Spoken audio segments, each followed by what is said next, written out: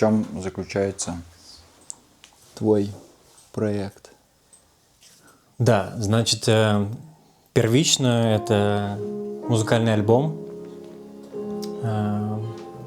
Здесь есть 6 треков, и в каждом из них есть множество разных пасхалочек. По ходу альбома я рассказываю историю в 3 параллельных реальностях.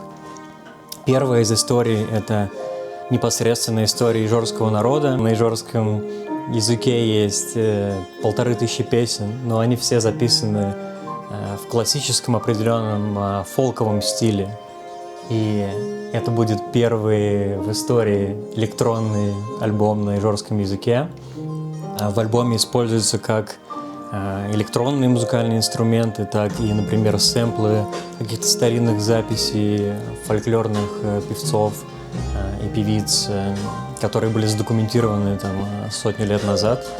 Уникальная черта ижорского народа, ижорского характера — это во что бы то ни стало, в любых обстоятельствах, желание вернуться домой, на какую-то родную землю, и даже, возможно, на ту землю, на которой ты лично никогда не был, но откуда идут твои предки. Но это хороший вопрос вообще, что есть дом. Во многом тоже я пытаюсь найти через музыку на это ответ. Душа болит, хочется повидаться с родными, кто в Москве. Я уже, получается, больше 3 лет не видел родителей. Мне хочется дать какое-то тепло, посвятить что-то деду. Потому что дедушка у меня как раз ижорец. И Жора, его зовут Жора, и Жора. И знаешь, как бывает, что у людей какая-то есть географическая идентичность, у кого-то она на уровне страны, города или района, или подъезда, может быть, даже. У меня она всегда была на уровне района, поэтому для меня очень важно знать каждую улочку, каждую цаплю здесь, каждого какого-то чудака. Вы не видите за кадром, но здесь бывшие кораблестроительные доки находятся. И в целом это такой достаточно джентрифицированный район. Изначально меня сюда привела работа, и это такой знаковый район не только для меня, но и тоже для нашей компании. Тут вокруг много разных проектов, которые мы в свое время строили, вводили сюда разные технические инновации. Поэтому это немножко даже как некий музей для меня. Мне нравится именно жить в таких районах, где история еще не написана, потому что я чувствую себя причастным к процессу написания ее.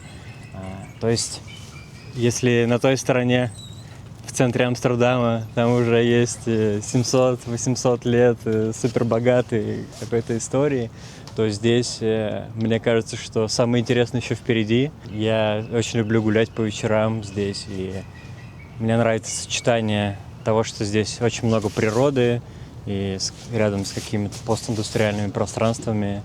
В общем, место силы. Мое сердце сейчас здесь, близкие для меня люди, друзья, моя девушка, все тут. Ну и Ингерманландия тоже каким-то образом в моем сердце, потому что это скорее как некий, знаешь, некий мифический дом, который всегда был со мной с детства. И, может быть, как раз через музыку я хочу туда попасть и показать ее другим людям. Я вырос в Москве, и в районе, важно спрашивать, в каком районе, в районе Гальянова. Это Щелковская, метро Щелковская. Тоже, кстати, очень интересное место в плане сочетания природы и ничего такого индустриального, потому что у нас рядом находится огромный парк «Лосиный остров». То есть можно было с утра встретить лосей, которые приходят поживиться, перевернуть мусорки и покушать что-нибудь. Но в то же время там огромная электростанция, кстати, на которую я даже пытался пойти работать в свое время. Но меня не взяли из-за того, что они с подозрением отнеслись, почему некто с магистратуры финской приехал работать техником. Я на тот момент летом писал книгу про историю района и хотел тоже поработать с работягами на электростанции, вдохновиться. Мне казалось это романтичным, знаешь, не знаю, как Ленинградский рок-клуб, БГ, и там работы с сторожами, охранниками, дворниками, и работа в электротехническом цехе тоже меня привлекала какой-то романтической стороной. Вот, но в целом как бы меня Норд напоминает Гальяново тем, что это некая такая нефильтрованная атмосфера. То, что Гальяново на протяжении десятилетий считалось самым криминальным районом Москвы, но в то же время, несмотря на это, каким-то удивительным образом там было огромное количество интересных, талантливых людей, и у нас образовалось некое комьюнити. Все-таки в Гальяново все-таки все происходило самое интересное там на кухнях, в квартирах, а здесь во многом переосмысляются творческие пространства, то есть доки становятся арт-центрами, и есть множество мест, куда можно просто прийти и познакомиться с классными людьми и вместе что-то сделать творческое. Так. Чиабатта, правда, вместо Бородинского. Ну, масло самое святое. Да. Так, какой чаек ты будешь? Класс, мне нравится. Прям первый. Ну, да, давай даже не будем сравнивать, испытаем судьбу. Вообще дедушка достаточно скромный человек, то есть он такой трудолюбивый, скромный, очень порядочный человек, но в то же время всегда как-то было сложно из него выудить какую-то информацию, что-то узнать.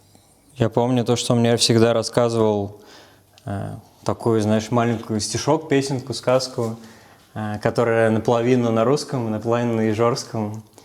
Вот. Она звучала как «Мяни комеца пошел в лес, то ли кархуашта встретился медведь.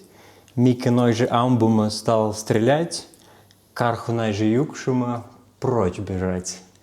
Честно говоря, я даже не знаю, насколько хорошо он сам помнит, владеет языком. Это где-то очень-очень далеко в прошлом. Мама родилась вообще в Мурманске, за полярным кругом. Вот. Дед был военный, и из-за этого он по работе по всему миру они путешествовали. Какое-то время она ходила даже в школу, училась на Кубе.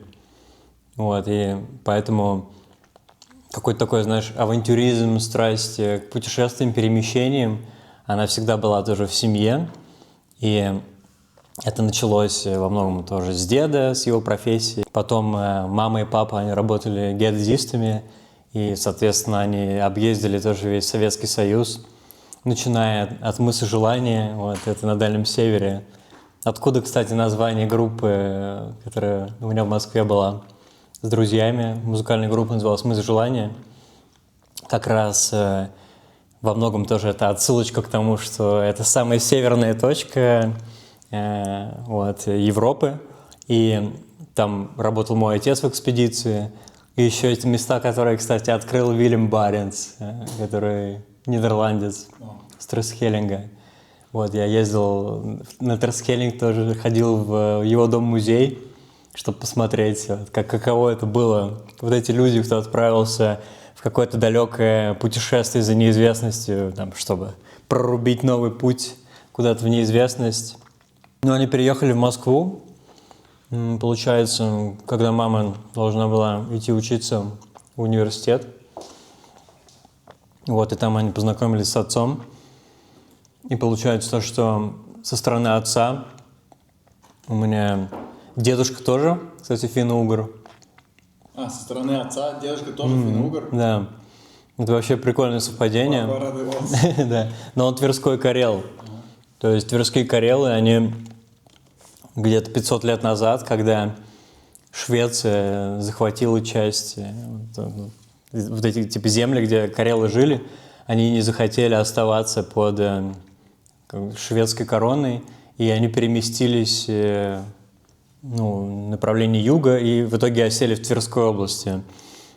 И, кстати, отец мне рассказывал воспоминания про то, как он ездил в эту деревню, где там родственники моего деда, и там все говорили на карельском. То есть они на протяжении 500 лет там жили, и они сохранили эту речь. Так что, может быть, следующий альбом будет на карельском. Все началось с Сокольников, но дома сносили, деревянные дома, и моя бабушка там, она больше 100 лет уже жила в Москве, и постепенно их сдвигали, типа, все дальше и дальше к МКАДу.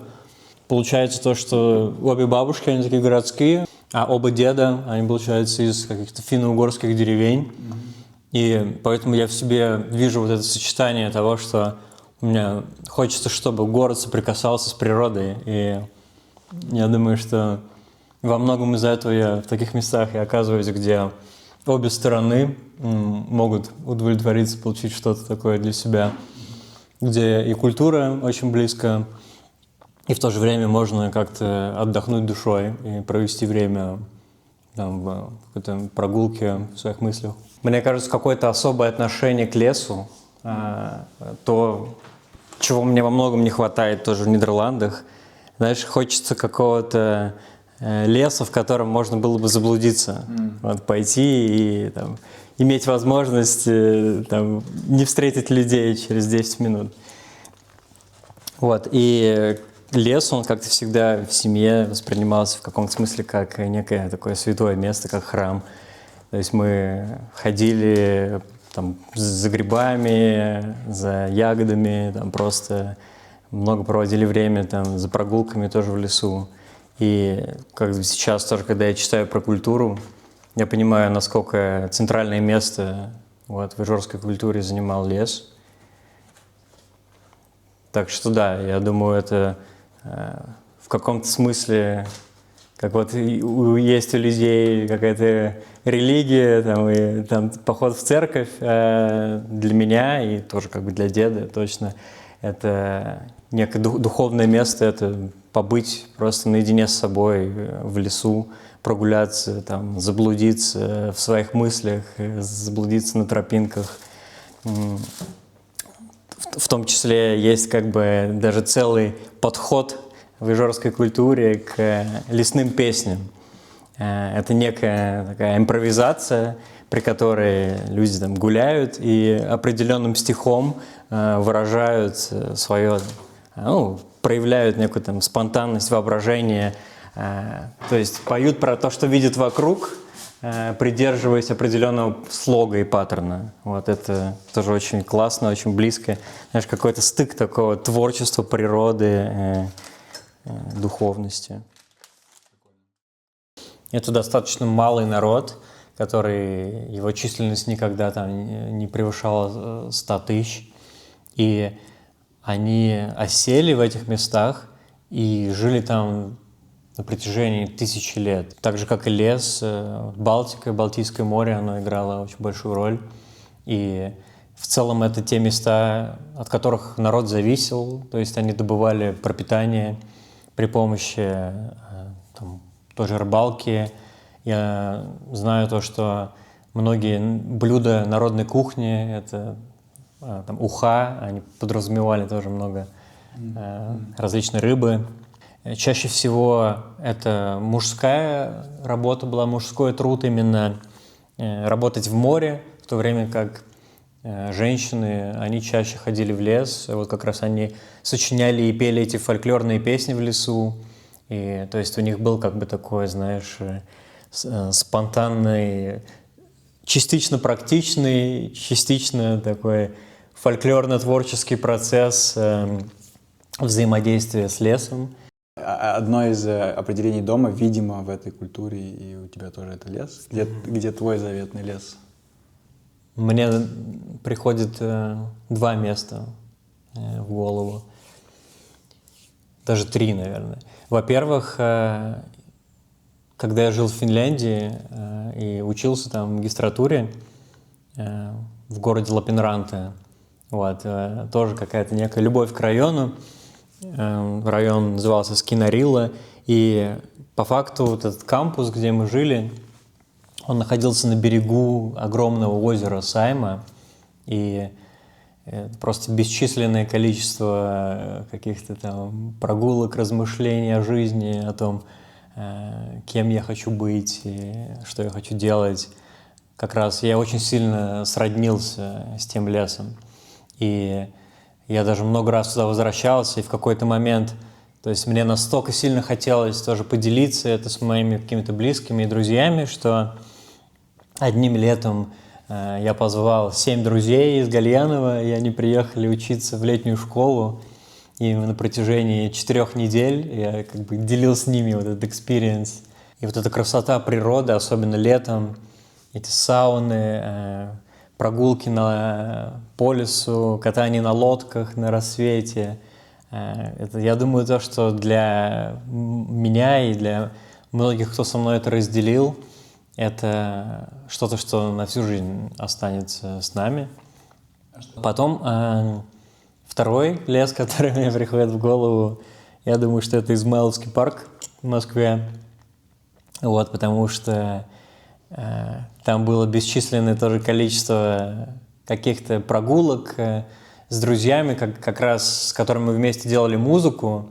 Мы туда приходили как вместо силы набираться какой-то энергии, гулять, сидеть на ветках деревьев и, в общем, там, пытаться там писать какие-то стихи, как-то взаимодействовать с окружающей природой, там, с людьми. В общем, такое просто очень душевное, классное место. И если первый лес, он был такой хвойный, он полон различных там, сосен и там, елок, то вот этот московский лес, Измайловский парк, это березы, это сплошные просто белые-белые-белые такие столбики. Третий лес – это, пожалуй, как раз-таки детство, Тульская область. И там были просто всякие разные деревья. И как раз вот оттуда история из прогулок с дедом, с мамой, с различными друзьями. Вот, там мы там строили различные шалаши, там дома на деревьях. И мне кажется, это тот лес, в котором было огромное количество именно какого-то взаимодействия.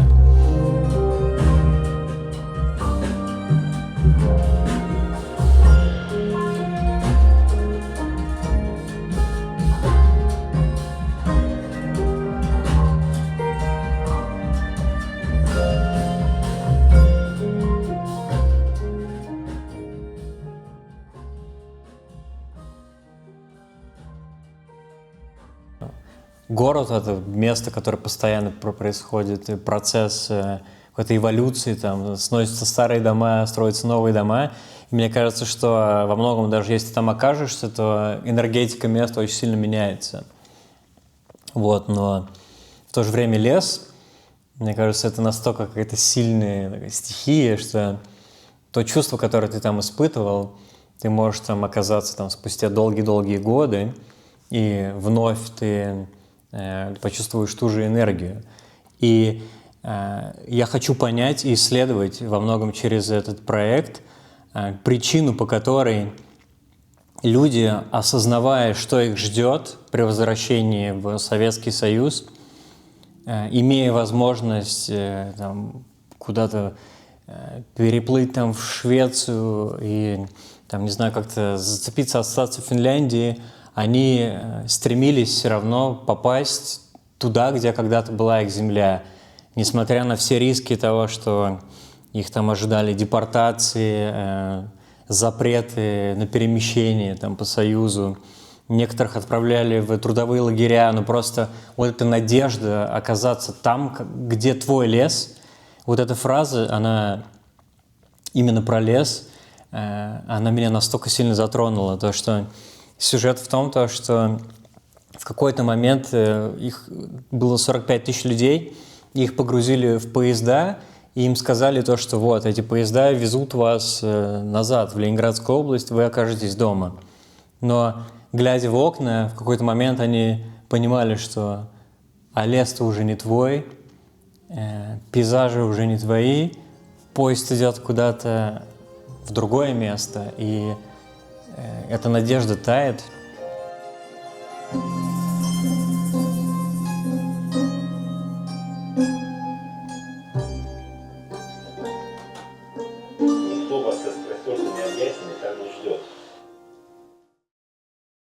Да, хочется, в общем, посвятить это всем, в частности, малым народам, которые, у которых начинает просыпаться внутреннее какое-то самосознание, и вообще всем людям, кто оказался вдалеке от своего географического дома, в миграции, дать им ощущение вот этой надежды и тепла. Я взаимодействовал с множеством разных музыкантов и певцов.